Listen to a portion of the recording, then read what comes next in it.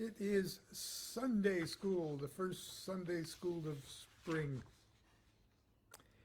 And I thought today we'd take just a little break from the genesis of Liber Al Vel Legis High Holy Days and discuss Liber Oz.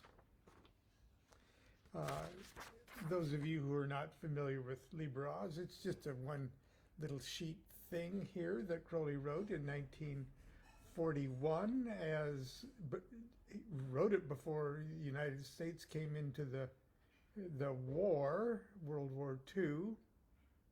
The world was at war, Europe was at war, and England had been at war for 2 years at that time. It's Liber Oz, subfigure 77. And here's how it appears. He starts with quotes from the Book of the Law. Quote, "The law of the strong, this is our law and the joy of the world." Chapter 2, verse 21. Then, "Do what thou wilt shall be the whole of the law." That's chapter 1, verse 40. "Thou hast no right but to do thy will. Do that, and no other shall say nay." That's chapter 1, verse 42 and 3. And "Every man and every woman is a star." Chapter 1, verse 3. It starts off with big, bold letters. "There is no God but man. Man has the right to live by his own law, to live in the way that he wills to do, to work as he will, to play as he will, to rest as he will, to die when and how he will. Man has the right to eat what he will, to drink what he will, to dwell where he will, to move as he will on the face of the earth. Man has the right to think what he will, to speak what he will, to write what he will, to draw, paint, carve, etch, mold, build as he will, to dress as he will. Man has the right to love as he will." And then he inserts a quote from the Book of the Law. "Take your fill and will of love as ye will, when, where, and with whom ye will." That's chapter 1, verse 51. "Man has the right to kill those who would thwart these rights." Then 2 quotes from the Book of the Law. The slaves shall serve." Chapter 2, verse 58. And "Love is a law, love under will." Chapter 1, verse 57. Now, that's Liber Al, as Crowley, or Liber Oz, as Crowley wrote it in 1941. You see it everywhere. You can get little posters of it. You may have even seen it posted unceremoniously and probably illegal on the doors of buildings representing civil or religious authority. Sometimes you run into that, zealous people doing that. Anyway, this is a little excerpt, at least from a talk I delivered at an event called Liber Oz Fest just a couple of years ago. Liber Oz has no class. Hold on. We're all aware that in most printed versions of the text of Liber Oz, Crowley inserted 7 quotes from the Book of the Law, and I just read them. "The law of the strong, this is our law and the joy of the world. Do what thou wilt shall be the whole of the law. Thou hast no right but to do thy will. Do that, and no other shall say nay. Every man and every woman is a star. Take your fill and will of love as ye will, when, where, and with whom ye will. The slave shall serve. Love's the law, love under will." Those are insertions from the Book of the Law. and the Book of the Law is a Class A document, so of course we'll never tinker with Class A material. But the actual text of Liber Oz is not Class A. And Crowley describes Class A documents as works that may not be changed so much as a style of a letter, and it represent the utterance of an adept entirely beyond criticism. So it's not that. Those little quotes are, but the text of Liber Oz is not a Class A document. Because it's not Class A, Liber Oz stands exposed to honest analysis, comment, and criticism. Be that as it may, tonight, at the time, I'm going to do my best not to unduly sway anyone to my personal biases or philosophies, or any of my geriatric, hippie-born sociological sensitivities. Actually, I said sensibilities. Did you hear that, dear? What? Geriatric, hippie-born sociological sensibilities?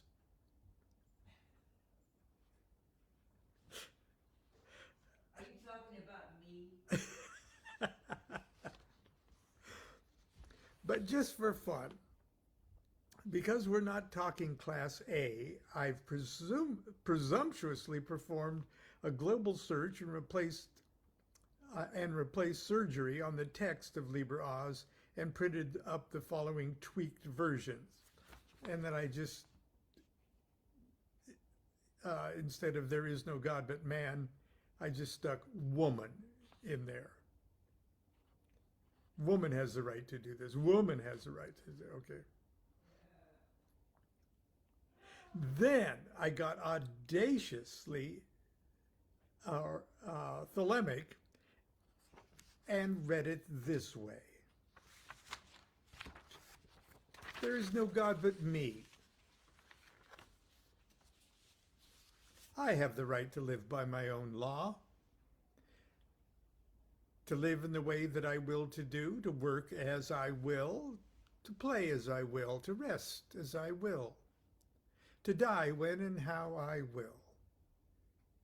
I have the right to eat what I will, to drink what I will, to dwell where I will, to move as I will on the face of the earth. I have the right to think what I will, to speak what I will, to write what I will, to paint, to draw, paint, carve, etch, mold, build as I will, to dress as I will. I have the right to love as I will.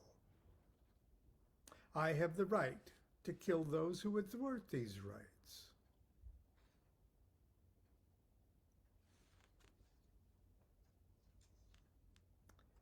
There is no God but me. How many of us were instantly delighted to hear this? It works perfectly for me. For me, it seems very comfortable. So Liber Oz is not Class A, and it's not Class B either. Class B is a book or essay that's the result of ordinary scholarship, enlightened in earnest. It's not Class C either. And Class C is composed of matter to be regarded as suggestive rather than anything else. And Class C is also includes AA rituals and instructions.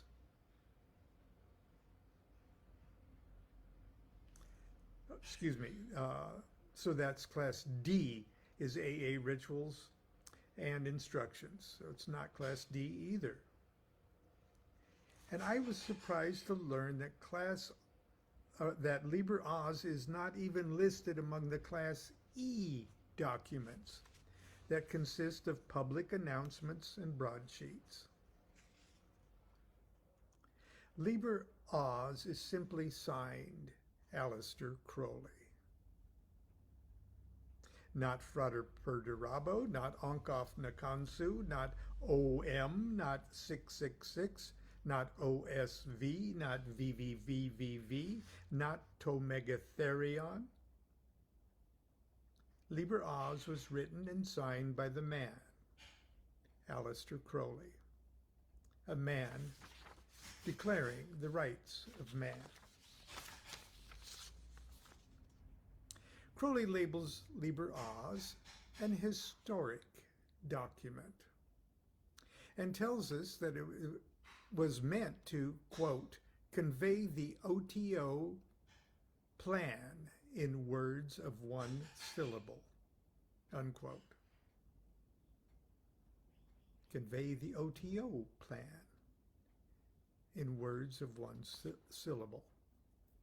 Now, I'm sure we could get into a little debate over exactly how to interpret, quote, OTO plan, unquote. But for a concise and authoritative statement of, quote, the OTO plan, unquote, we might turn to Section 2 of the revised 1917 Constitution, which tells the world, quote, the principal purpose of the OTO is to teach true brotherhood and to make it a living power in the life of humanity.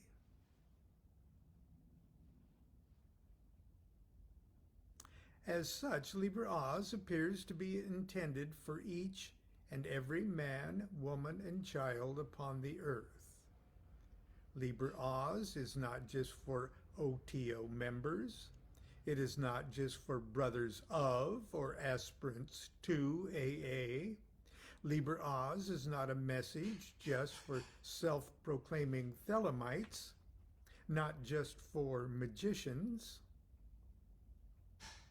Liber Oz is a declaration of the rights of each and every human being whose evolving consciousness has developed a sense of self and whose self-identity has formulated a will.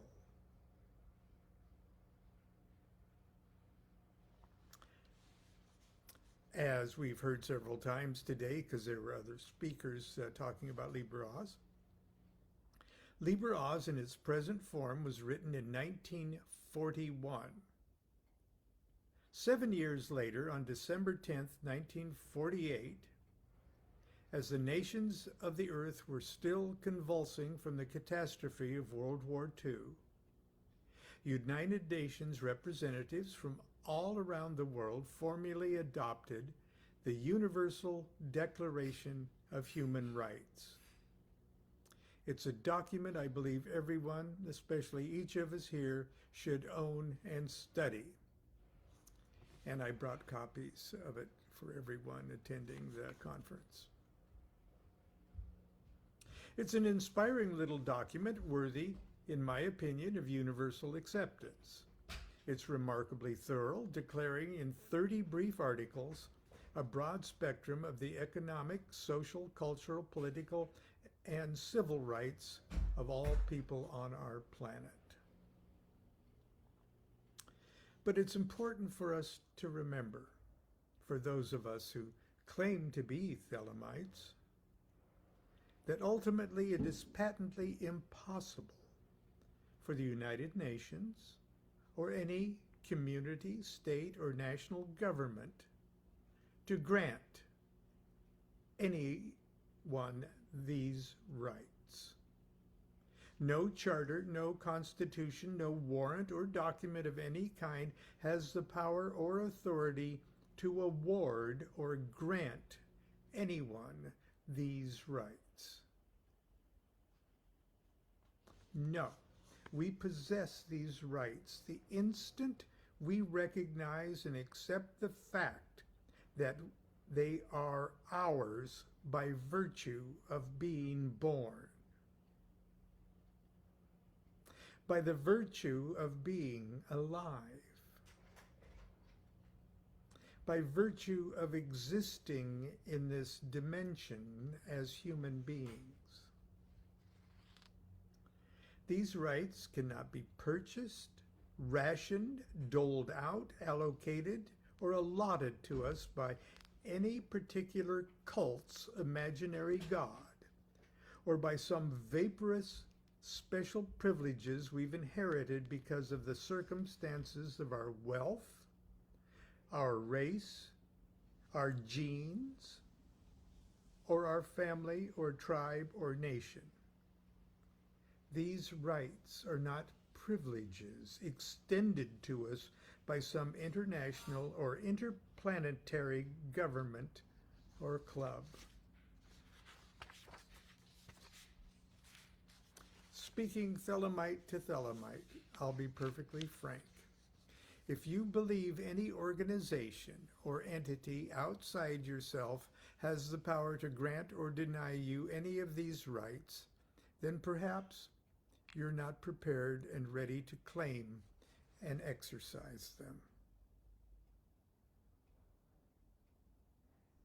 I'll go even further. If you believe there is an entity outside yourself capable of granting or withholding any of these rights from you, then perhaps you're not yet prepared and ready to claim and exercise them.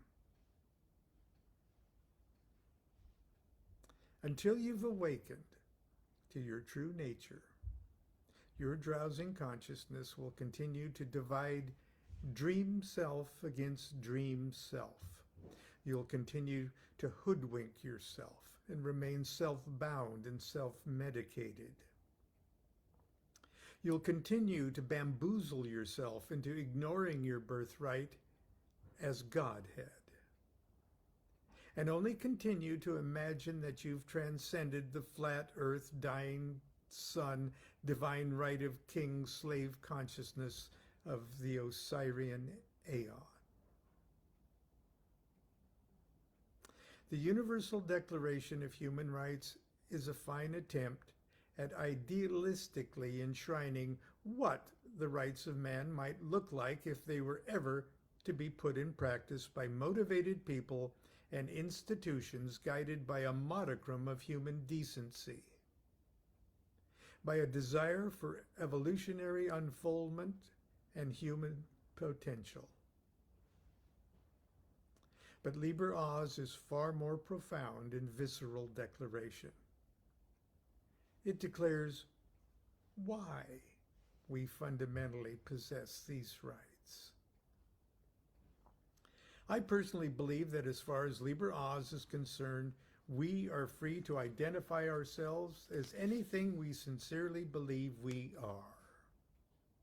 Any philosophy, any political persuasion, any gender, and yes, any religion.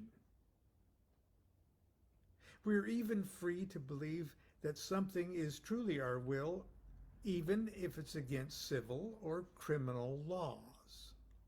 Even if, in the eyes of others, it appears to be embarrassingly stupid, misguided, or dangerous. You are even free to believe that something is truly your will if all your friends and loved ones think you're out of your freaking mind and making the biggest mistake of your life. It's not for you or me or anyone else to ultimately judge on a karmic incarnational level what truly is or is not another person's will. Who are we to judge on the huge cosmic level? After all, such stupid behavior might be part of your will to die when and how you will. At the moment, I generally consider myself a bit of a radical liberal humanist. I guess the polite term in today's American political scene is progressive or democratic socialist. So is Constance. And so are quite a few, but certainly not all of our friends, both in and out of the OTO and magical communities. I can't speak for Constance. What? I can't speak for Constance. That's the truth. I want some vaporous special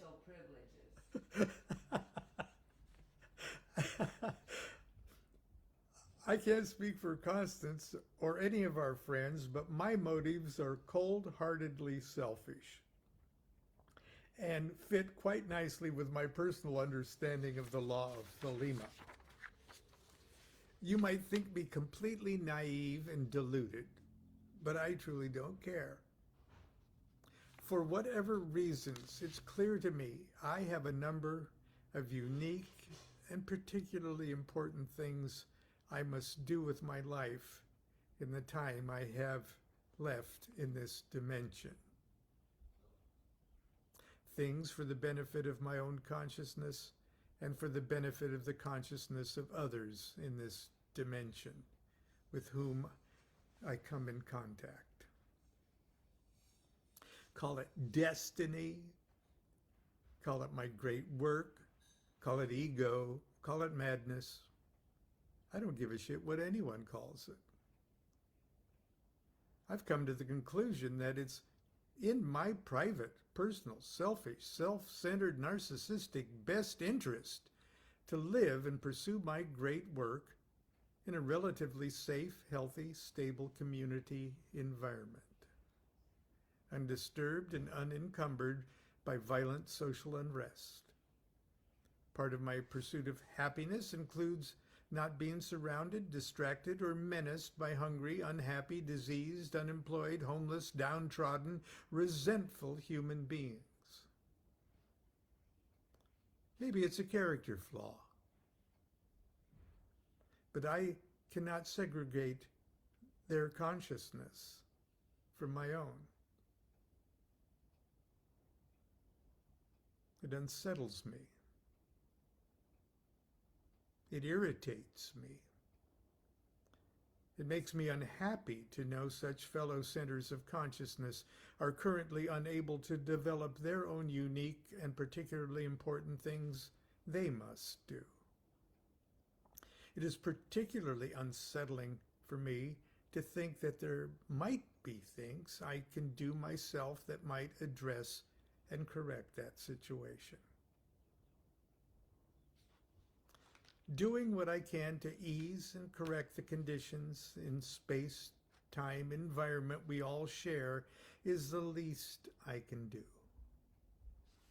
In fact, I believe it is one of the unique and particularly important things I must do in the time I have left in this incarnation. But that's just my life, my will. And you are and must be your own unique center of consciousness. In the OTO and ultimately in Thelema, one's individual politics are entirely a personal matter. They have to be, in my opinion. There can't be a true Thelemic political party unless its platform was to encourage its membership to vote for whomever they personally prefer and support the programs they personally agree with. Anything less would be like saying, we believe there is no law beyond do what thou wilt, and we want a law to make you believe that too. It is profoundly understandable that many individuals who embrace Thelema's philosophy of personal liberty would want to live in an environment that allows them and all others the maximum degree of this freedom. But as Thelemites, we know, or we should know, that no environment is capable of granting or withholding these rights. No government is capable of granting or withholding these rights. No army, no police force, no court or prophet, priest, king, or OHO is capable of granting or withholding these rights. We really and truly believe, if we truly believe that we are Thelemites, then there should never be a shadow of a doubt in our minds that this freedom is already ours. By virtue of our will to consciously seize and affirm it as our birthright.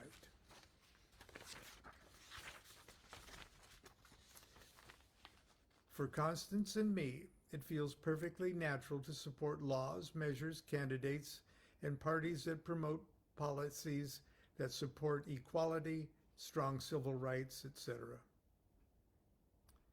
But our progressive attitudes aren't dictated by Liber Oz or our interpretation of the tenets of Thelema. Ours are personal attitudes unique to us. Perhaps they spring from our youthful idealism or romantic attitudes we've formed and cling to throughout our long and adventurous life together.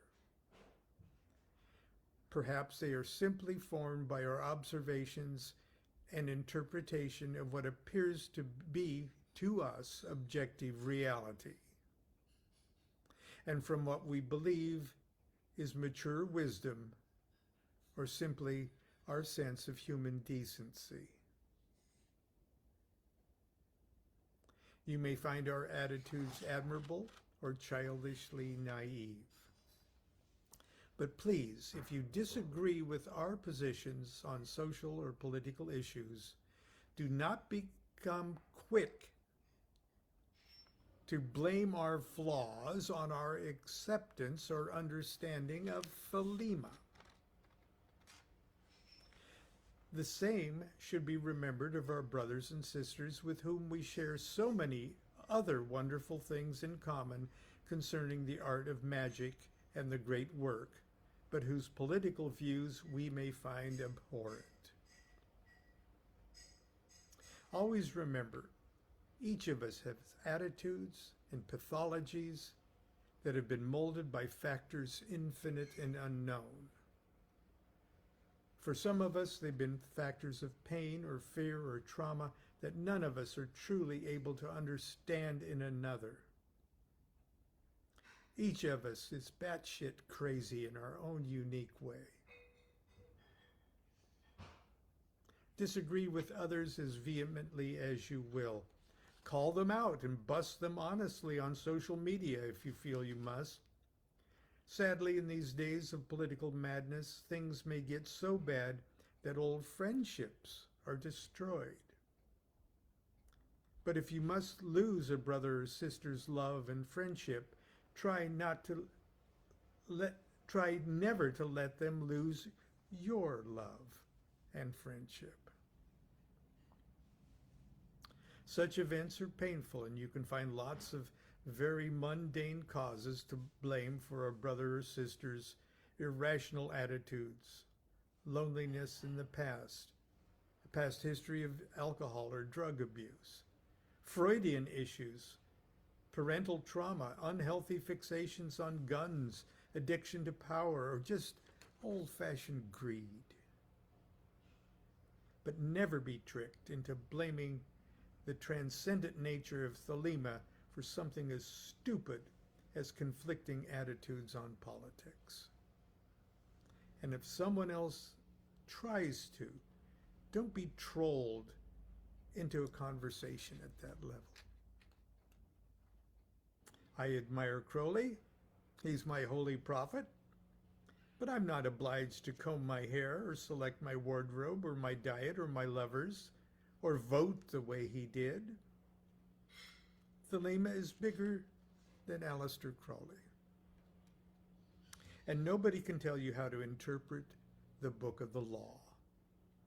If anyone ever does, you should feel empowered to give them a hearty and loving fuck you. Love is the law, love under will. That's the end of my talk. And I thought it might be a little appropriate before, because very soon we're going to actually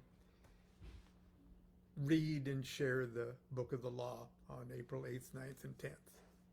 So, Sunday school's over until tomorrow. Continue to be good to yourself and be good to each other. Do what thou wilt shall be the whole of the law. Love is the law, love under will.